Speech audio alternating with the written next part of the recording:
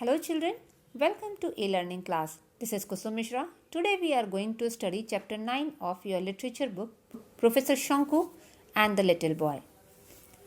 Professor Shanku is a short story collection written in format of journal entries with dates and are assumed to be written by Professor Shanku. We are going to read a very interesting story of a 4 years old boy who became incredibly intelligent after got hurt in his head. The narrator of this story, Professor Shanku, is a fictional scientist created by Satyajit Ray. Let's have a small introduction of author. Satyajit Ray was born on 2nd May 1921 in Kolkata and died on April 23, 1992 in Kolkata. Bengali motion picture director, writer and illustrator who brought the Indian cinema at world recognition.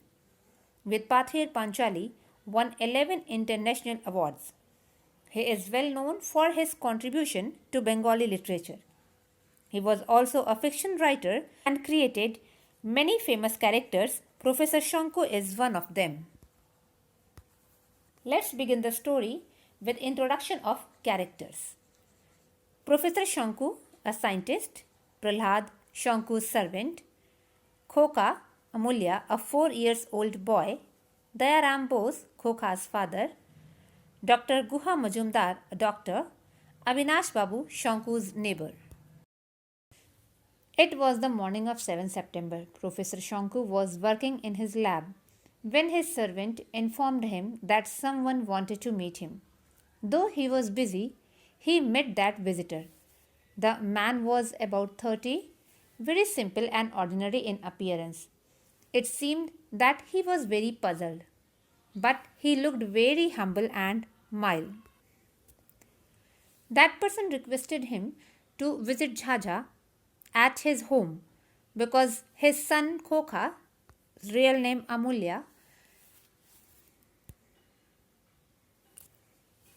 slipped and fell in courtyard and got hurt in his head. A large swelling over that area, but that swelling went down in a couple of days. But since then, that 4 years old boy has been talking complete nonsense. But the words spoken by him are not just at gibberish. It seems as those words have meanings. But his father was not much educated to understand. He was only a clerk in a post office. And he came to know that Shanku was a famous doctor and a kind person, so villagers suggested him to visit Professor Shanku. He had no money to visit other doctor. After listening all these, Shanku managed to hide his smile because he was not a doctor, he was a scientist. But the people of his village, not much educated, after seeing him working in laboratory, they thought he was a doctor. Professor Shanku lived in Giridih. Professor Shanku felt pity and gave him 20 rupees and sent him to Dr. Guha Majumdar. The person was relieved and grateful and returned back to his home. The morning of 10 September, Professor Shanku followed his morning routine. He went for a walk. After returning, unexpectedly, he found Dr. Majumdar and the same visitor visited 3 days before were waiting for him. Dr. Majumdar was looking worried. He said it is impossible to treat this patient, means that 4 years old boy. Professor Shanku asked the matter and asked how can he be helpful in this case. Dr. Guha replied, the boy was not in any pain or discomfort, but he is talking a lot. It cannot be dismissed. Whatever he was talking is totally correct. Again, Professor Shanku asked, what can he do in this matter? Doctor asked him to once visit with them to that boy. Shanku agreed. They travelled in doctor's car and reached Jhaja in a couple of hours. On the way, he came to know that visitor's name was Dayaram Bose and his family consisted his wife and his son only. Shanku reached at his house and found Khoka lying in a small cot and his body was thin but head and eyes were big. Khoka greeted them with Sanskrit word Swagatam. Shanku asked him where did he learn this. Khokha did not answer. Instead, he stared Shanku and said 6 and 7.25. Shanku suddenly remembered that the number related to the power of his spectacles. Khokha's English accent was perfectly clear. Shanku wanted to know that where did Khokha learn all these. Dr. Guha replied, no one has taught him to say anything. He is saying everything entirely on his own. His behavior was normal. But Shanku was surprised to hear that Khokha was taking two simple birds' Latin name. Shanku again asked Khokha that who taught him, but Khokha did not reply anything, only gazing steadily at a gecko, means lizard. It was a remarkable experience for Professor Shanku. All these were absolutely incredible. When Khokha spoke the medical name for a bone in his head where he got hurt,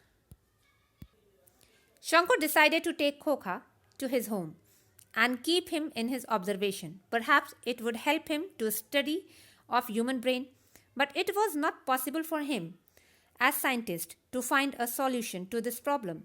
Of course, it was a major question ahead of him because Khokha's symptoms were not of any illness. Shanku put him in a room. Khokha seemed totally at ease. Not once he mentioned his parents or his house. Prahlad, who stayed with Khokha when the Professor Shanku busy in other work, was very happy to have a child. But Khokha most of the time remained in his bed. That disappointed Prahlad that Khokha was not talking to him. At 2 o'clock afternoon, Shanku dissolved a sleeping pill in a glass of milk and gave it to Khokha. The pill had no smell at all, and it was impossible to tell just by looking at the milk that it was mixed with anything. But Khokha said, do not give me any drug. Do not make this mistake. And he started to stare out of the window. He was not answering for any question of Shanku. 11 September. Shanku spent a long time in his room and reading a huge tome of brain diseases. When suddenly Khokha reached there and said not to search anything in book. Nothing is given in book. Shanku shut the book. Khokha's tone held such a note of authority that there was no way he could ignore it. Few words spoken by a 4-year-old child instantly made him put the book away. Khokha smelled something and named Terinium phosphate. This was also some extraordinary because it was a new acid Shanku made and kept in laboratory. First time Khokha smiled and wished to see the lab, but Shanku had no wish to take Khokha there in his present frame of mind. Shanku denied to take him there. Khokha agreed. Then Khokha saw a globe. He started to scribble something on the globe. Professor Shanku saw with magnifying glass the 4 countries which were disappeared due to falling of paint written there. After that, Khokha began talking again and went on all day. He mentioned Einstein's quotation. He told which valley on the moon was biggest, which mountain was highest, why there was so much carbon dioxide in the atmosphere of Mercury, and he recited a whole passage from Shakespeare's Hamlet. At 4 p.m., Khokha again slipped downstairs while Prahlad was asleep. As he tried to push the locked door of Shanku's lab, Shanku did not scold him and took him to the living room. At that moment, Shanku's neighbor Avinash Babu arrived. Shanku did not welcome his arrival because Avinash Babu loved spreading gossips. Avinash Babu was very surprised to find Khokha and started to query about him. Shanku introduced Khokha as his cousin's son. Avinash Babu tapped Khokha's cheek lightly and asked his name. Khokha replied with 2 scientific words. Shanku explained Avinash Babu that Khokha was giving a scientific description of your physical appearance. After hearing this, Avinash Babu left soon without having a cup of tea. It was the day of 15 September. As expected, Avinash Babu went everywhere and shared about Khokha's surprising behavior. The same evening, curious visitors started to come to Shanku's house. Shanku tried to get rid of these unwelcomed visitors by telling them that Khokha was asleep. But it was impossible to pretend that he was sleeping all the time. After seeing the crowd, Shanku took him to garden. As soon as Khokha found himself in the garden, he began taking Latin names of each and every plant. The headmaster of the local missionary school, the extent of Khokha's knowledge of botany surprised him. After happening all these, Khokha himself told about the number of visitors. According to him, the total number of visitors were 356, out of which 3 were Europeans, 7 were from Odisha, 5 from Assam, 1 was a Japanese, 56 were Biharis, 2 more from Madras, and the rest were all Bengalis. 3 reporters also decided to speak to Khokha, but he refused to answer any of their questions. But all he told individually about using ink, lines of news were printed in each issue. The photographer wanted to take photo, but the bright flash expected each time just did not appear. That evening, another gentleman named Samreen Chaudhary, an impresario, came and proposed that Khokha should do a show of his own at the New Empire Theatre in Kolkata. Through this show, he would not only become famous but earn a good income also. Shanku could not accept this proposal, and evening, Khokha was still facing an audience of nearly 500 people and making outstanding remarks. But he said in German that he was tired because Shanku was familiar with many languages he understood.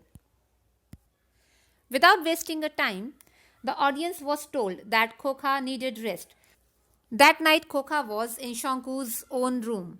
Around night, Khokha seemed to be asleep. Shanku switched the light off and feeling quite depressed, handling large number of crowd in last couple of days had made him tired too. He never worried about anything, but this time he is worried about Khokha's future. It was horrible. Professor Shanku tried his best in all the ways over the last few days, but no solution. Turning these thoughts, Shanku must have fallen asleep. A clap of thunder made him awake. With the flash of lightning, he found Khokha was not in the room, and the bunch of keys also not there. Without losing another moment, Shanku ran down the stairs and went straight to his lab. Its door was thrown wide open and a light had been switched on. Shanku saw Khokha was sitting on a high stool. Khokha was clutching the bottle that contained terranium phosphate. He tilted the bottle and poured just a few drops into the flask. At once, coils of yellow smoke began rising from the mixture, filling the room with sharp smell. Khokha realized that Shanku was in the room. Khokha asked Shanku to give him aniline. Shanku tried to control himself and slowly walking towards the boy, and said all things handling by him quite harmful. Shanku stretched a hand towards Khokha. Khokha responded by picking up the bottle and raising it over his head. There was nothing that Shanku could do to get out of this situation. So Shanku unlocked the cupboard and picked up the aniline from the back of the top shelf and placed it in front of Khokha. Khokha lifted the stopper and very carefully poured only 3 drops of aniline into the flask and picked up the flask and drank the green mixture. In the next instant, his body went limp and he fell over the desk. Shanku picked him up and ran all the way back to his bedroom. Khokha's pulse appeared to be normal. He was breathing naturally. He didn't seem to have lost consciousness. He appeared simply asleep. Exactly at 5 minutes past 6, Khokha opened his eyes. The look in his eyes was different. He looked around the room, then spoke, sounding as if he was about to cry. Where is mummy? I want my mummy. Shanku took Khokha back to his parents. On the way of Raja, Khokha became the Shanku's friend. When Shanku left his house, Khokha said to bring sweets and addressed him Dadu. Shanku was thinking that a day before, what Khokha might have demanded would have been some pet with a complex name, rather asking sweets and toffees. This is the end of the story. If any query is there, it can be solved in your doubt clearing class.